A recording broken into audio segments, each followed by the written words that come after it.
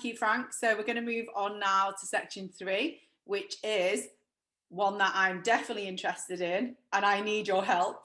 Finding happiness and balance when work is your priority. I keep trying to pull myself back to having a bit more of a work-life balance, but I always get sucked back in, but because I love work. So, but yeah, how do you, I guess, in whether this is to your corporate clients, your business clients, or to your athletes, what advice would you give here? Because I know you've taught some really amazing athletes, but also big businesses who can be really sucked into this 24/7 working and, you know, no respite for ourselves. Yeah, okay, yes, I'll do. Before I start in this, can I just explain, if Linda, my wife, was listening to this, her jaw would drop because she knows I'm really bad at getting balance right. However, this is the way I like to picture it. I'd like you to imagine that life is like a 3-lane motorway, right? 3-lane motorway. Yeah. There's the lane, that's your career, your job, and so on. There's the middle lane, that's your relationships, family, friends, and so on. And there's the inside lane, which is you, okay? Now, I've met some people in life, and you may not have met anybody like this, who get into that fast lane, and the only chance they've ever got of dipping into the middle lane and doing something about it is if somebody's rude enough to push them out the fast lane, then they get back into the fast lane as quick as they can. Mm-hmm. And other people, I know you've not met people like that. I've met other people who will only go into the inside lane, the U lane, when they run out of gas. The truth is in life that it doesn't matter which lane goes down, the other two lanes are compromised. You know what that feels like on the motorway when you're driving yourselves. Mm. And some people say, well, surely if you go into the U lane, that's selfish. No, okay. Let me ask you this question. When you're on an airplane, if you can remember being on an airplane, folks, if you're on an airplane, whose oxygen mask do they ask you to put on first? Your own. This is a phrase I always say, actually. You've got to put your own oxygen mask on first before you can help others. Absolutely right. That's why you must do that. That's why you must look after yourself. Because if you're not in great shape, you can't look after the family, friends, and relationships you have in the middle. You'll certainly not be very hot at your job.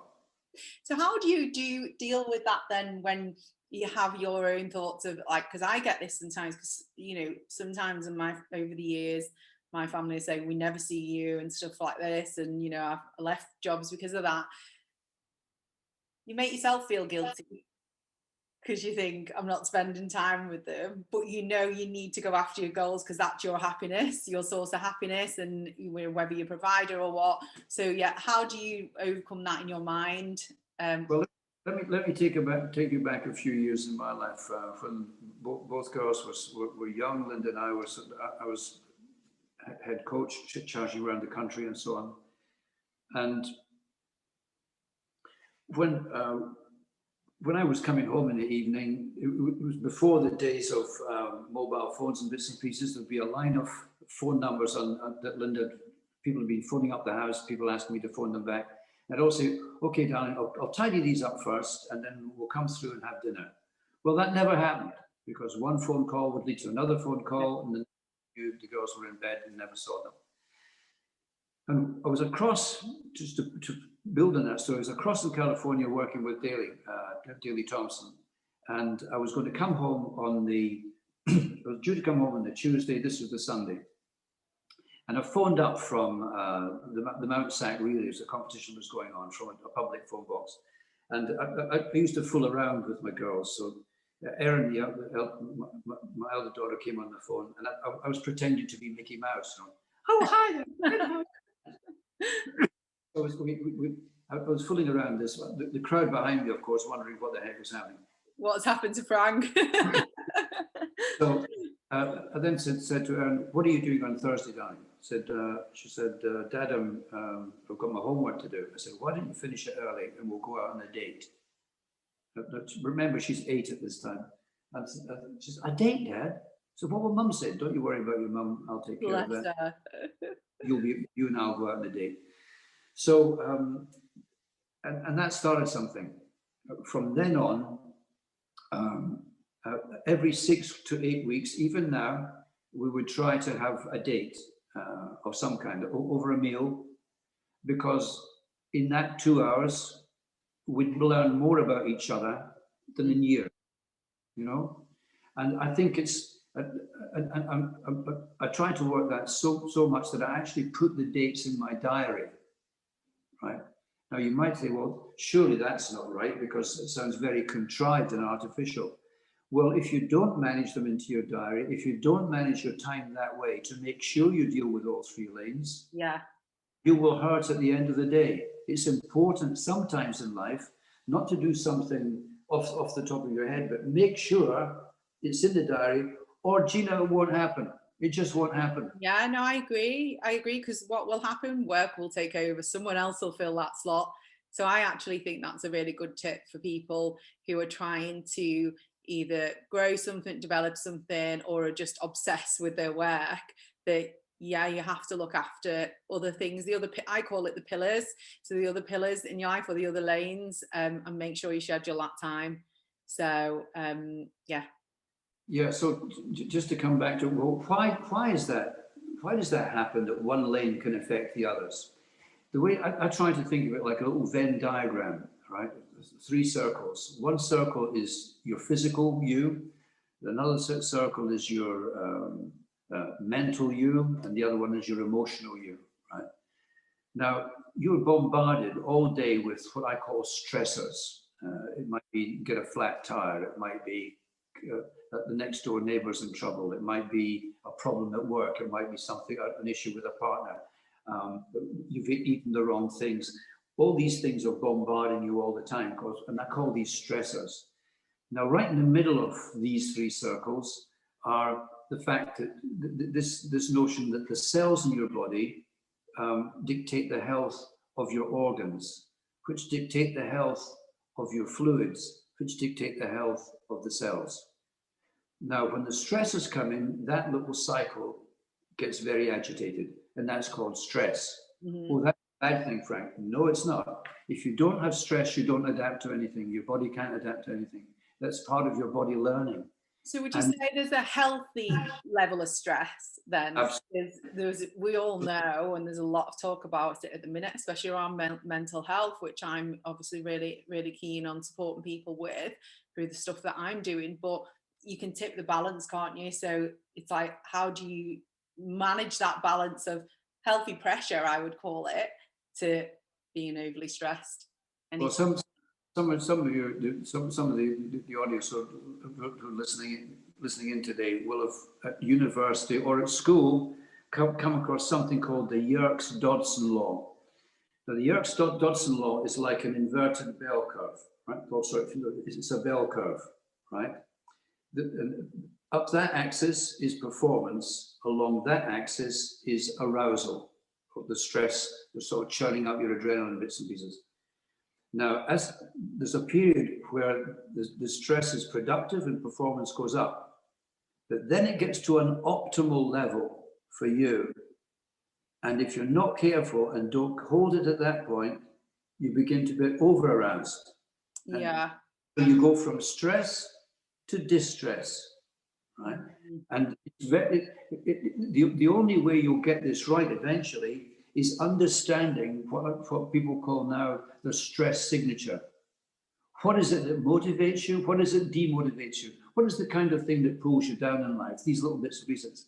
Once you understand these, once you get to know you that little bit better, you begin to understand what that part of the curve is and what that part of the curve is.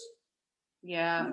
So I would refer to that, I guess, for me personally, as like my triggers. So how do I, when I am feeling stressed, it's like knowing what you can cope with, but then the triggers that might take you over that little edge, like you just said, and start to decline. So, and how would you advise people work that out? How do they do that?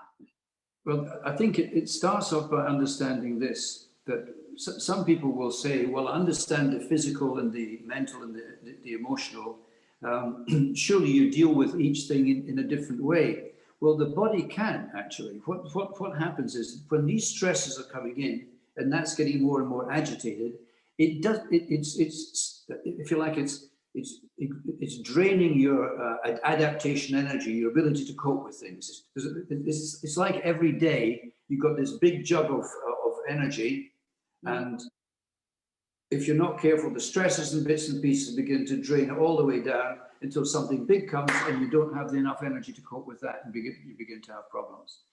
But the bit to remember in this, it doesn't matter, therefore, where the stresses are coming from. If they're impacting emotionally, physically, or mentally, they're still draining the same energy bank. Same pot. Bank, right? They impact. So, and some people don't believe me on this. No, I love this analogy, and I think a lot of people that will watch this as well. I hear a lot about energy at the minute. I talk about it as well myself, that everything is energy. And so how would you say I'm maybe deviating a bit here, but I'm really interested in this bit. Once that energy starts to deplete, what could you do, or what do you do to top up that energy then? What are the things that you go, right, okay, I know I'm getting low, my fuel's getting low. What would you do to top it up? Well, before I answer that question, because it'll be personal, obviously, let me put another diagram into your heads.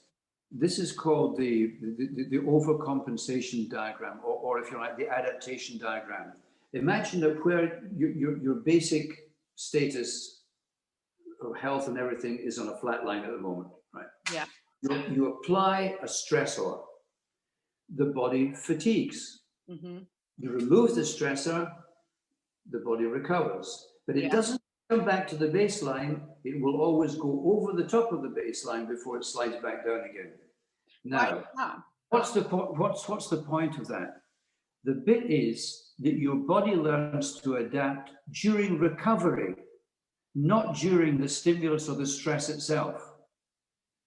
And one of the most important things you have to learn, because I tell you what, a lot of coaches don't get this. They don't understand how important the recovery process is. They're world class at dealing with the stimulus and the loading of the body, but they don't understand how it is that you can help the recovery process.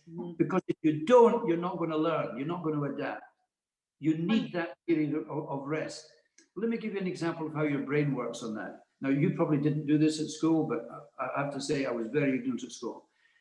Top of the examination paper, it would say, read every question and then number your answers. Well, I never did that. Too enthusiastic, straight into question one. The funny bit is that they were giving you a tip, a coaching tip, in how to manage your life. When you put all of the questions in your head, even if you're answering one of them now, the brain's already trying to answer all the other ones. The brain's a remarkable, remarkable organ. You put something into it, and it doesn't just fall out your ear, it stays in there, and the brain's already working on it. So it's processing in the background, maybe while you're focusing on the first ones then. Well, can I just go back to your analogy then that you were saying about your chart, where you'll have the stressor, it'll bring you down, you go over, and then you come over the curve. I guess that's like, I mean, I do know something about training. When you go and I used to do weights, and may not look like it, but I just used to do some weight training, and you'd tear the muscle maybe, or you'd be training, but then when you rest, that's when the muscle then grows. Is it that sort of analogy then with the mind as well? Yeah, absolutely. With if you put something in when you're not working on the load, the brain's recovering, if you like, and adapting. Mm-hmm. It's the same for everything in your body. But the trickiest one to resolve is, I'm pretty sure we're good at physical recovery, or we understand, we get massages, we have saunas, jacuzzis, eat the right things, get a bit of sun. We're not too bad on the physical side. Mentally, I honestly believe really good quality sleep keeps the brain the way it should be and recovers it fast. The tricky one for me is recovering from emotional trauma, because I don't think we properly understand that. And so the only tricks or coaching tips we give people at the moment is, rather than get into the emotional trauma, can we prepare you in advance to try to eliminate the number of things that might lead to emotional trauma, right? Yeah, so but then I feel like with that, Frank, this is where I have to disagree, but I've done quite a bit on emotions, that while you're doing there, then you're building your wall around you. So you were talking about personal emotion, and then you're saying, well, what can we do to protect ourselves? So you're not quite facing the fear then and going back into the emotion. So for me, it's about facing into that emotion, whether that's talking about it, writing about it, whatever. You've got to go back in and realize what caused you that upset, to release it. That's my own personal opinion on that one. But I get a lot of us, and I've been there in the past, we do protect ourselves from it happening again. And in some situations that's important, but not in all. You can be building a wall. But yeah, I get that. But if you think about coaching athletes who are going to be dealing with unexpected trauma out there in the middle of the field, yeah, that's different. This comes back to my point about you controlling the controllables, trying to get people in advance. Because obviously you've been into this territory, the red and the blue brain concept. What we need to do is to release more working memory, to create more working memory, so that you don't have to go back into the blue territory. That needs too much time when you're out there. Because I mean, we can talk about this forever, but understand this: that business people out there, when they're trying to make decisions, very often it has to be in a moment. Yeah. Right. And so and if you're not careful, getting that right or wrong can have such an emotional consequence that it interferes with everything after that.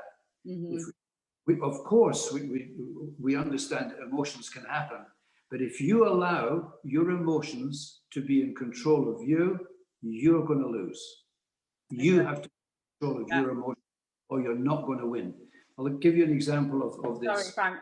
I am conscious of time. Sorry to cut you off there. And what I've realised, because we are both in that fast lane mentality of work, we sort of came out of happiness and balance and went straight back into more of the work side of things, which just shows where we both sit. So we have got another topic, and I'm really conscious of your time as well. If you want to go into that last bit, let's go into it. But then we're going to move on to leadership as a skill. But before we do, I'm holding you to the question about what do you personally do to top up your reserves as well. Well, first of all, I think to me, getting a bit of exercise and activity first thing in the morning clears my mind completely and allows me to start resolving problems for the day. I also, same advice I gave my two daughters as they were growing up, is that if I think a number of things have really not worked, it's tempting to think that's a habit, right, of things going wrong. And I take a piece of A4, and on the left-hand side, I split it in two. On the left-hand side, I write down all the things that have been fantastic today and worked. On the left-hand side, the bits that didn't. And always, of course, the left-hand side wins, always. Because you always do more things that went well than didn't go well. Yeah. And that allows you at least to get into your head, well, okay, it didn't go right this time, but it doesn't mean that I'm wrong. It doesn't mean that I'm off the map. I love okay. That. Shameless plug for me here. So what you just described there, I've designed a journal for that. It's called Celebrate Your Own Success. And it's listing out, like guided exercises, list out what you've done well that day, what your win of the day is. It's all things to get you. Some days we can be hard on ourselves and maybe feel like we haven't done enough.